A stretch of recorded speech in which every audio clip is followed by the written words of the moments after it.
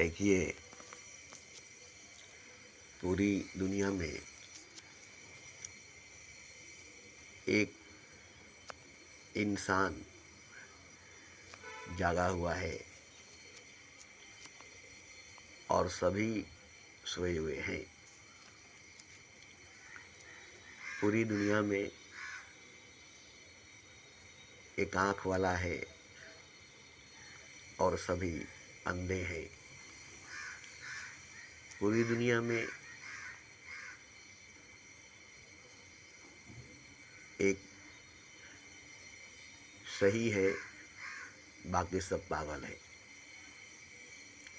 पूरी दुनिया में एक इंसान जिंदा है, बाकी सब मुर्दा है। पूरी दुनिया में एक ही फूल खिला है, बाकी सब बंजर पड़ा हुआ है। पूरी दुनिया में एक ही जानता है कि मैं खुदा हूँ, बाकी कोई भी नहीं जानता है कि मैं खुदा हूँ। पूरी दुनिया में एक ही के पास शक्ति है, सत्ता है, पावर है, समर्थ है, खजीने हैं, राज है, बाकी किसी के पास नहीं है। ऐसे ही बुद्ध पुरुष की कहानी है, बुद्ध पुरुष की सच्चाई है। जो एक ही बुद्ध पुरुष पूरी दुनिया में होते हैं, एक ही को बोध होती है, एक ही बुद्ध होता है, अकेला तन्हा वाहिद एक ही भगवान होता है, एक ही खुदा होता है, एक ही ईश्वर होता है। अब बताइए कि आनंद उसे मिलेगी, खुशी उसे मिलेगी। बुद्ध को जब बोध हुई तो मौन हो गए, चुप हो गए, खामोश हो गए। वो झूमे नहीं, नाचे नहीं, गाए नहीं, उछले नहीं, कूदे नहीं, अवाक हो गए। क्योंकि सिर्फ उन्हीं को बोध हुई थी, वही बुद्ध हुए थे। बाकी किसी को बोध नहीं हुई, बाकी कोई भी बुद्ध नहीं हुआ। तो कहाँ से खुशी होगी बुद्ध को? थोड़ी देर के लिए खुश हुए होंगे, थोड़ी देर के लिए आनंदित हुए होंगे, थोड़ी देर के लिए मस्त हुए होंगे।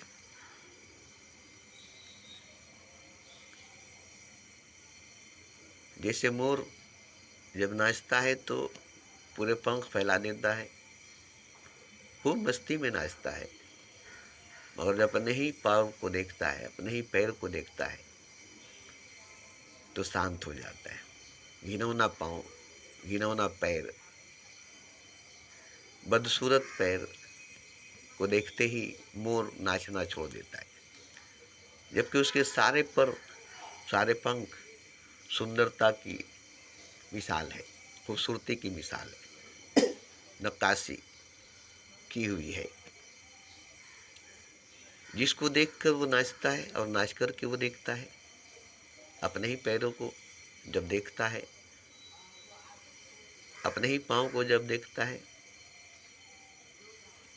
तो वहाँ उसे मायूसी हो जाती है, वहाँ वो मायूस हो जाता है, उसकी सारी खुशी बेमाने हो जाती है, उसकी सारी खुशी बेमाने हो जाती है। ऐसे ही मुझे भी 21 साल की उम्र में बोध हुई, मैं भी बुद्ध हुआ, इनलाइटनमेंट हुआ।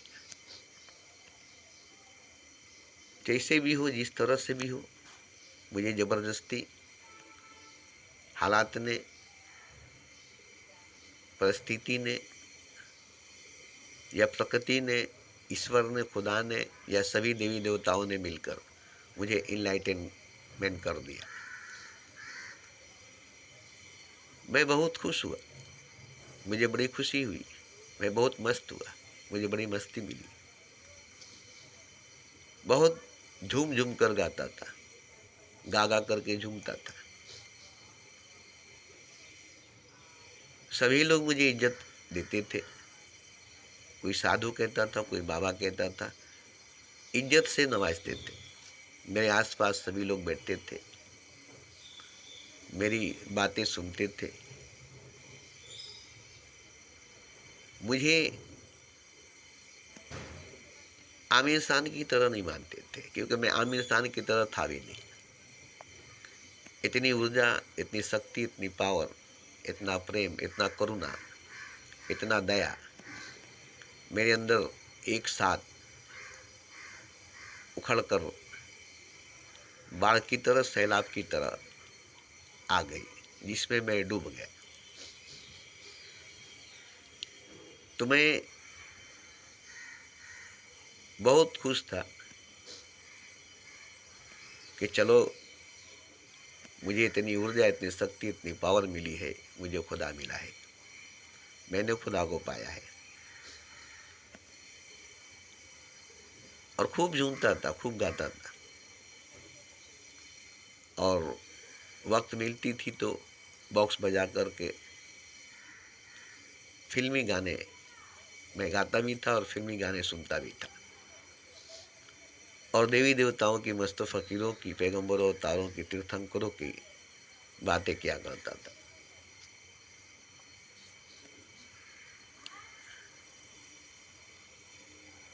तो उस वक्त मैं अंदर से बहुत बेचैन रहा करता था, बहुत बेचैनी रहा करती थी, बहुत दुख, दर्द, पीड़ा, तकलीफ, सारे जहाँ का दर्द मेरे सीने में थी, सारे जहाँ का गम मेरे सीने में थी। मैंने खुद हाथ उठाकर दुआ मांगी थी, ऐ खुदा, मुझे सारे जहाँ का गम दे दे, सारे जहाँ का दर्द दे दे,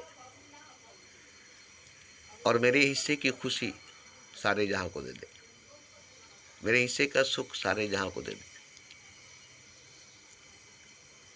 14 साल का नौजवान लड़का बड़ी रूह की गहराई से दुआ किया था, और ये दुआ कबूल हो गई। और मुझे नहीं मालूम था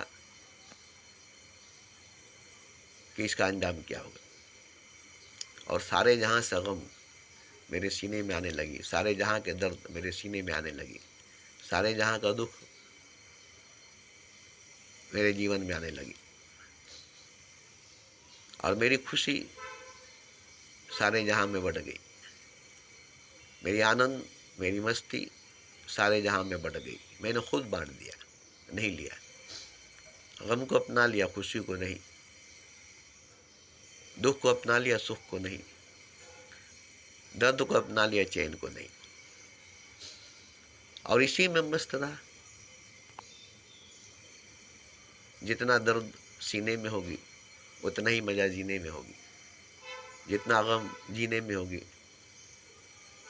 सीने में होगी, उतना ही मजा जीने में होगी।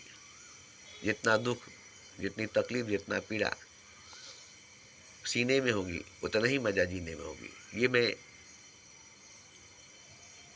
खूब अच्छी तरह से जान चुका था। इसमें बड़ी शक्ति, बड़ी ऊर्जा, बड़ी पावर जागती है इससे लड़ने के लिए, इसको सहने के लिए। और ऐसा ही हुआ, ऐसा ही हुआ। मुझे किसी देवी देवता के पास जाना नहीं पड़ा, किसी महापुरुषों के पास जाना नहीं पड़ा, सबको मजबूरन मेरे पास आना पड़ा।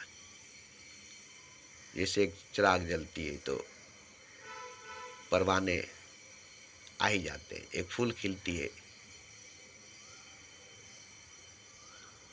तो परवाने आ ही जाते हैं। ऐसे ही ये झूठ बात नहीं है, मैंने खुद दिखाया भी है, लोगों ने देखा भी है। मेरे पास आने वाले महापुरुषों की रूहों की, आत्माओं की लाइन लगी रहती थी, आकाश से उतरते थे, आसमान से उतरते थे, मुझे चूम चूम कर जाते थे, मुझसे हाथ मिला कर जाते थे, और मैंने दिखाया, देखो ये सिलसिला ख़त्म नहीं हो सकेगी। थक गए हाथ मिलाते मिलाते, थक गए, हाथ मिलाते मिलाते। तो ऐसा मेरे साथ हुआ। आज मैं ये जान चुका हूँ कि मैं ही खुदा नहीं हूँ, बल्कि सब खुदा है। कल तक तो मैं यही जानता था कि मैं खुदा हूँ, सब खुदा नहीं है। मैं ही खुदा हूँ, सब कुछ खुदा नहीं है। ये जानकर जो मुझे खुशी हुई और ये जानकर मुझे जो दुख हुआ कि सब खुदा क्यों नहीं है, मैं ही खुदा क्यों हूँ। सब खुदा क्यों नहीं है, मैं ही खुदा क्यों हूँ। अकेला मैं ही खुदा क्यों हूँ, सब खुदा क्यों नहीं है। तो मैंने पहले कहा ना कि पूरी दुनिया सोई है, आप उसमें अकेले जाग गए। पूरी दुनिया अंधी है, आप आंख वाले हैं। पूरी दुनिया ज्ञानी है, आप ज्ञानी है। पूरी दुनिया मुर्दा है, आप जिंदा है। पूरी दुनिया पदार्थ चीज है और आप खुदा है। पूरी दुनिया मरी हुई है, अब जिंदा है। तो आप अकेले चारों तरफ मुर्दों के बीच में, चारों तरफ सोए हुए लोगों के बीच में, चारों तरफ अंधों के बीच में, चारों तरफ पीड़ित, बीमार, असहाय, कमजोर, दुखी, अपाहिज, अपंग लोगों के बीच में, चारों तरफ चीखने चिल्लाने वाले रोने वाले के बीच में आप कैसे खुश रह सकते हैं? आपको कैसे खुशी मिल सकती है? चारों तरफ से चीखने चिल्लाने की रोने की आवाजें आती थी।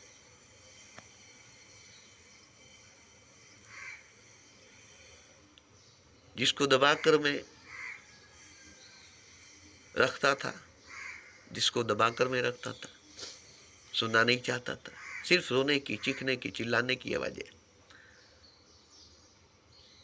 नर्क से, जहन्नुम से, कब्र के अंदर से, हॉस्पिटल से, पागलखाने से, दुखी घरों से, दुखी दिलों से आह निकलती थी, सीधा आसमान पर जाती थी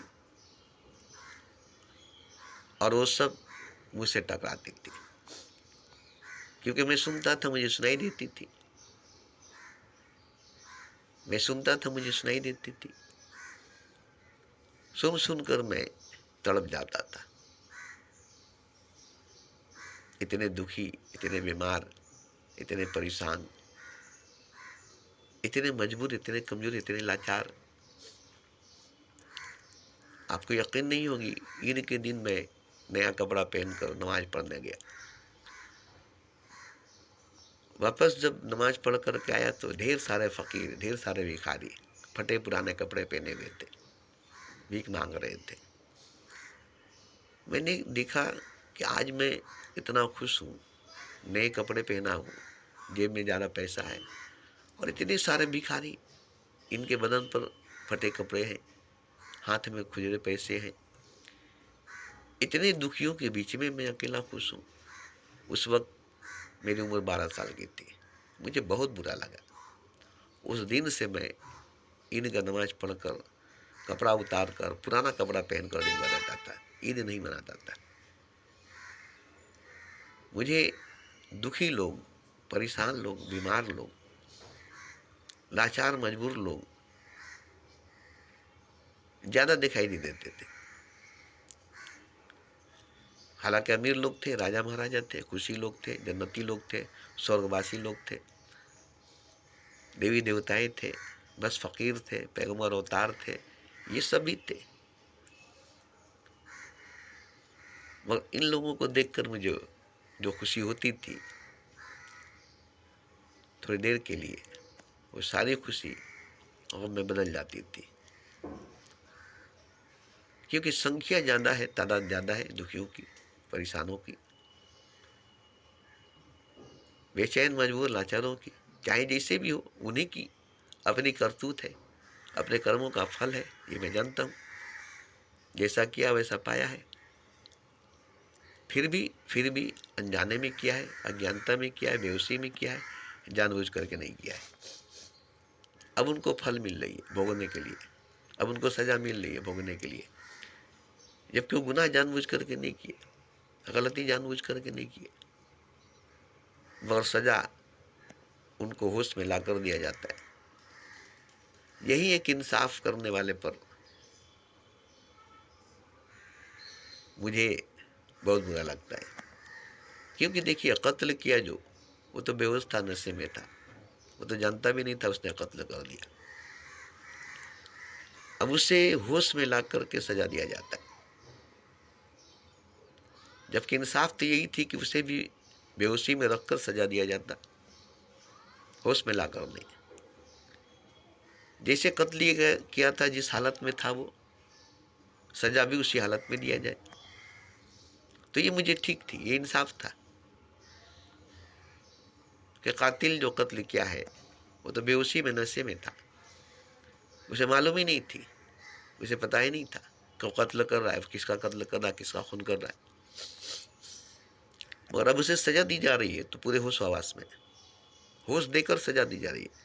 यही इंसाफ गलत है, क्योंकि सजा भी उसे उसी हालत में देनी चाहिए जिस हालत में कत्ल किया है, जिस हालत में कत्ल किया है। तो कत्ल किया बेहोशी में, नशे में, अज्ञानता में, अंधकार में, अंधेपन में, मूर्छित अवस्था में, और सजा उसे पूरे होश आवास में दिया जा रहा है। ये इंसाफ नहीं है। इंसाफ तो यही है कि जिस हालत में उसने खून किया उसी हालत में उसे सजा देनी चाहिए। बेहोशी में खून किया, बेहोशी में सजा देना चाहिए। बेहोशी में जुर्म किया, बेहोशी में सजा देनी चाहिए। सजा देने में उसे बेहोश रखना चाहिए, बेहोशी की दवा देनी चाहिए, पूरे उम्र उसे बेहोशी की दवा देनी चाहिए, उसे बेहोश रखनी चाहिए, क्योंकि उसने बेहोशी में सजा, कत्ल किया, खून किया है। ये इंसाफ थी, ये इंसाफ था। तो खैर, ये सब बातें आप लोगों को समझ में नहीं आएगी। कहने का मेरा मतलब है कि मैं जान चुका हूँ कि मैं ही खुदा हूँ और सब खुदा है। अच्छी तरह से अब मैं जान चुका हूँ। पहले मैं नहीं जानता था, पहले जानता था मैं खुदा हूँ, सब खुदा नहीं है। अब जानता हूँ कि सब खुदा है, मैं ही खुदा नहीं हूँ, इसलिए मैं सबको खुदा कहता हूँ।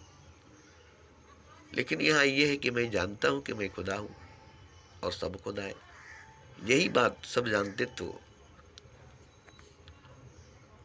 यही बात सब जानते कि मैं खुदा हूँ और सब खुदा है, तो मुझे बड़ी आनंद मिलती, मुझे बड़ी खुशी मिलती।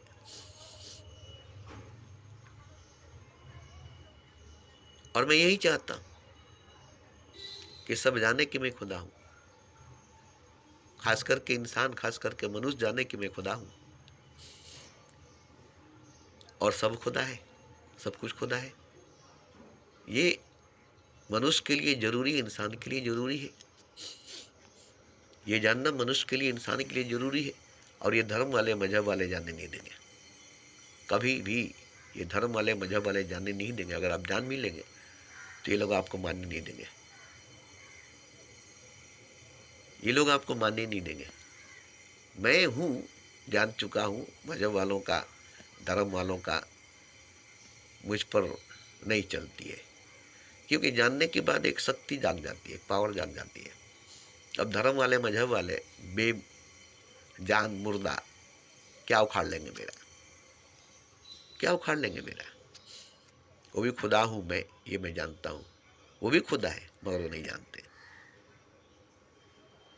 तो जो कुछ भी मंसूर को मारे वो खुदा थे, क्या हुआ? मंसूर को कुछ नहीं हुआ। अनलोक को मारे वो खुदा थे, क्या हुआ? अनलोक को कुछ नहीं हुआ। शम्स तबरेज को मारे वो खुदा थे, क्या हुआ? शम्स तबरेज को कुछ नहीं हुआ। इन लोगों को लगा कि हमने शम्स तबरेज को मार दिया, उसने खुदा अपने आप को कहा। मंसूर को मार दिया, उसने खुदा अपने आप को कहा। अनलोक को मार दिया, उसने अपने आप को खुदा कहा।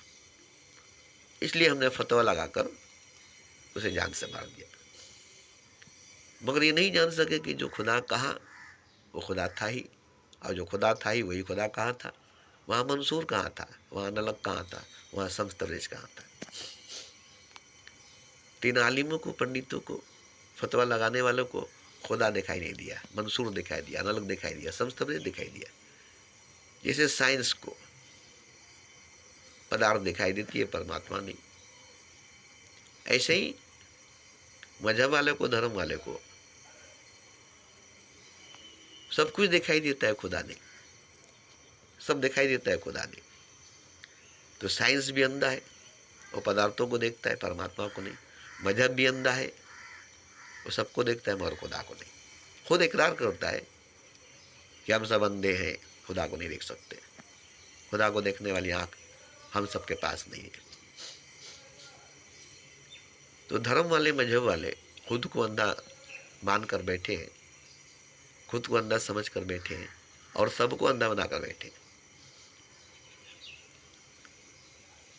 बड़ी मुश्किल से होते हैं चमन में दीदा और पैदा, हजारों बरस रोती रही नरगिस अपनी बेनुरी पर। बड़ी मुश्किल से हुए चमन में दीदा और पैदा, आसानी से नहीं, आसानी से नहीं। बड़ी कीमत चुकानी पड़ती है, बड़ी भारी कीमत चुकानी पड़ती है, बहुत पीड़ाओं से, बहुत दर्द से, बड़ी मुसीबत से गुजरनी पड़ती है, आग की दरिया को पार करनी पड़ती है। जीते जी जहन्नम से गुजरना पड़ता है, जीते जी नरक से गुजरनी पड़ती है।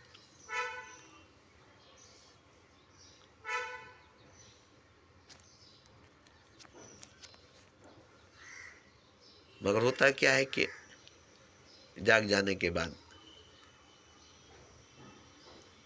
जैसे लगता है कि ख्वाब दिख रहा था कि मैं जंगल में हूँ और चारों तरफ से भूखे भेड़िया, भूखे शेर, भूखे नाग, जहरीले नाग, भूखे घड़ियाल मेरे वजूद को नोच रहे थे, नोच नोच कर खा रहे थे। और मैं चीख रहा था, चिल्ला रहा था, आवाज दे रहा था, बचाओ मुझे, बचाओ मुझे, बचाओ।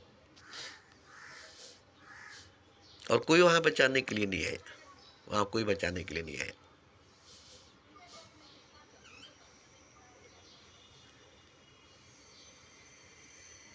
उसी चीखने चिल्लाने में आंख खुल गई, उसी चीखने चिल्लाने में आंख खुल गई। कोई जगाया नहीं, कोई जगाया नहीं। तो देखा कि अरे मेरे सारे बदन तो सही है, सारे जिस्म तो सही है, आसपास कहीं कोई भेड़िया नहीं, आसपास कहीं कोई शेर नहीं, आसपास कहीं कोई नाग नहीं, आसपास कोई कहीं घड़ियाल नहीं। मैं तो सोया हुआ था, सपना देख रहा था, ख्वाब देख रहा था, और ये सब ख्वाब में सपने में हो रही थी।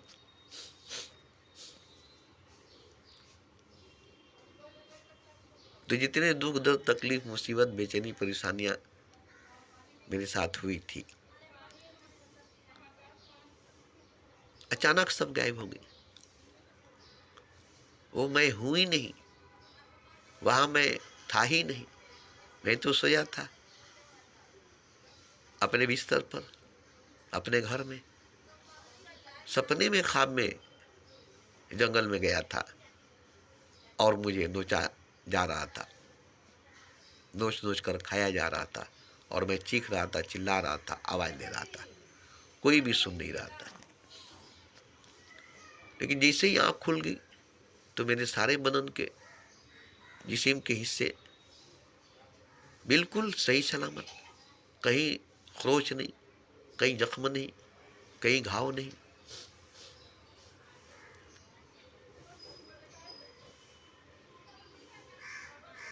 बिल्कुल सही सलामत हूं। तो इसी तरह से जो दर्द, जो पीड़ा, जो गम जिंदगी में मिली, वो जिंदगी सपना थी, ख्वाब थी, धोखा था, सच नहीं थी, हकीकत नहीं था। जन्म से मृत्यु तक, पैदाइश से मौत तक की कितनी जन्म, कितनी मृत्यु, कितनी जीवन जिए। हर जीवन में, हर जिंदगी में माँ मिली, बहन मिली, बीवी मिली, बच्चे मिले, हर योनि में, हर योनि में। मगर ये सब ख्वाब थी, सपना थी, धोखा थी, हकीकत नहीं था, सच नहीं था, क्योंकि मैं पैदा ही हुआ नहीं था, मेरी जन्म ही नहीं हुई थी। मैं तो सोया हुआ था और ख्वाब देख रहा था कि मैं पैदा हो गया हूँ, दुनिया में आ गया हूँ। सूरज, ज़मीन, आसमान, चाँद, सितारे, सियारे, नज़ारे, परिवार, संसार सब दिखाई दे रही है।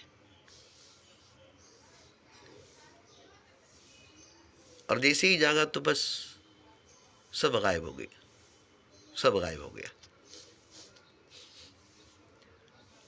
मैं अपने आप को देख रहा हूँ बस। तो यहाँ देखिए, जागने के बाद, जाग जाने के बाद एक महाजीवन, एक परम जीवन सामने है जो नहीं खत्म होने वाली है, जिसको हम जीते हुए आए हैं, जिसको हम जी कर आए हैं, जिसमें कोई गम, कोई दुख, कोई दर्द, कोई तकलीफ नहीं है, कोई दुई नहीं है, सब एक है। कोई पैगंबर, अवतार, पीर, मुर्शिद, गुरु, शिष्य, मंदिर, मस्जिद, गिरजा, गुरुद्वारा नहीं है। बस एक हकीकत, एक सच दूर दूर तक फैली हुई है, और उसमें कोई शब्द, कोई लफ्ज़, कोई अल्फाज, कोई बात, कोई गुफ्तगू नहीं है, कोई आवाज़, कोई सदा, कोई निदा, कोई कंपन, कोई लग्जिश, कोई हरकत नहीं है। ठहरा हुआ खामोश मौन चुप है। ठहरा हुआ मौन खामोश चुप है, दूर दूर तक फैला हुआ हकीकत है, सच है, और वो प्रकाश है।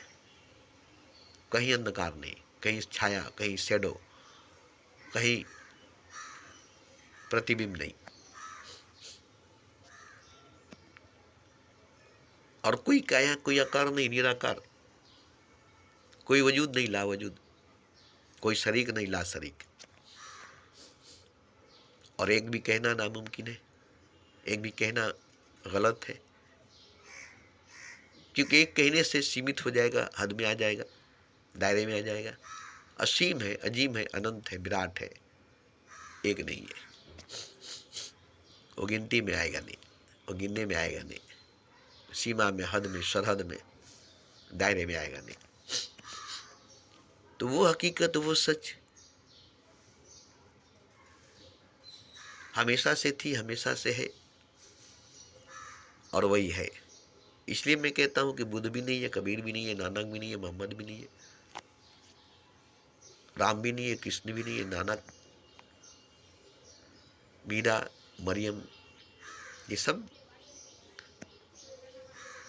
आपके लिए है, मेरे लिए नहीं है, क्योंकि उसमें कुछ भी नहीं है, कोई भी नहीं है। जैसे सागर में चारों तरफ से नाले, नालियाँ, नदियाँ, दरिया जा कर के गिर गई। अब वहाँ किसी नाले को, नाली को, नदी को, दरिया को ढूंढेंगे तो मिलेगा? वहाँ तो सागर ही सागर न है, समुद्र ही समुद्र न है। अब यहाँ एक बात है कि यहाँ तो नदी, नाला, दरिया सागर से, समुद्र से अलग है। समुद्र एक जगह सीमित है, मगर वो हकीकत, वो सच तो हर जगह मौजूद है। असीम है, अजीम है, अनंत है, विराट है, दूर दूर तक वही है। फिर कोई नाली, नाला, दरिया नहीं है, वह समुद्र ही समुद्र है, सागर ही सागर है। तो वो सच, वो हकीकत हमेशा हर जगह मौजूद है, और वही सच, वही हकीकत हमेशा हर जगह मौजूद रहेगा। और उसी की वजह से मैं सबको झूठ कहता हूँ, खुद को भी, खुद को भी। मैं भी नहीं हूँ। किसी का दावा है कि मैं हूँ तो उसका दावा गलत है। मैं अगर दावा करता हूँ कि मैं हूँ तो मेरा दावा गलत है, क्योंकि उस अजीम विराट अनंत के सामने ये 3 फुट 4 फुट का शरीर, अब देखिए ना, पूरी कायनात में इस दुनिया की क्या औकात है? इस दुनिया में आपकी क्या औकात है? पूरी कायनात में इस दुनिया की क्या औकात है? और इस दुनिया में आपकी क्या औकात है? है कुछ आप? है कुछ आप? ये दुनिया ही कुछ नहीं है। अब क्या है इस पूरी दुनिया में? अकेला अब क्या है? ये पूरी कायनात में ये दुनिया अकेला क्या है? तो हकीकत में, सच में क्या है? कौन है? कुछ भी नहीं, कोई भी नहीं। इसलिए मैं सबको जो बोलता हूँ, या तो सब खुदा है या तो सब धोखा है। अगर है तो सब खुदा है, अगर है तो सब खुदा है, और अगर खुदा नहीं है तो फिर कोई नहीं है।